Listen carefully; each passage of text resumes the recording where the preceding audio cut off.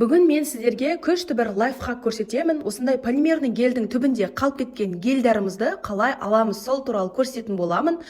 Насадкамыз түбіне дейін бармайды, сондықтан қанша гельдеріміз түбінде қалып кетіп жатыр, соны қазір қалай алу керектігін көрсететін боламын. Ең алдымен біз шарларымызды электрический насоспен үрлеп тексеріп аламыз, бірақ емес екенін. Себебі ауа тегін, гелий ақша тұрады деген сияқты. Егер шарыңыз бірақ болып қалған жағдайда, сразу гелиймен үрлейтін болсаңыз, гелийіңіз ауаға ұшып кетеді деген сөз.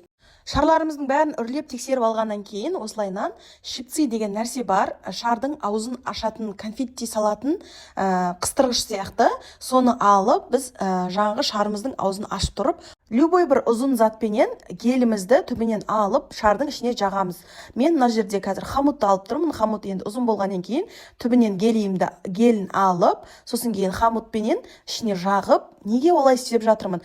Себебі геліміз біздің шарымыздың аузына жағылмау керек, горлышкасына тек қана түбіне жағылу керек. Түбінен осылай уқалау арқылы полный стенасын бәріне жағып шығамыз, бірақ аузына жағылмау керек, себебі аузы жабысып қалады. Полимерный гель дегеніміз не, ол не үшін қажет деп түсінбей жатқан шығарсыздар.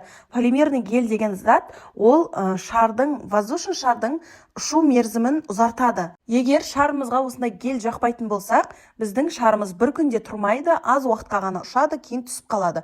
Ал егер осындай гельді жағатын болсақ, біздің шарларымыз апталап тұрады. Және шарымыз оригинал шар болатын болса, ол шарлар уже апталап, айлап ұшады. Мен воздушный шарға обязательно тек қана оригинал шар қолданамын и осындай полимерный гель құямын, сонда менің шарларым айлап ұшады. Ешқандай клиентімнен жалоба түскен жоқ осы уақытқа дейін. Керісінше, сенің шарың айлап 2 ай тұрды деген клиенттерім де болған. Менің бір байқағаным, көп жерлер бұндай гельді жақпайды да екен. Сондықтан качествоға жұмыс істеңіздер, осындай гельді пайдаланыңыздар, сонда шарларыңыз ұзақ ұшатын болады. Ал бүгінгі лайфхак сіздерге пайдалы болды ма? Пайдалы болса, комментарийға жазып, лайк басып кетіңіздер. Рахмет!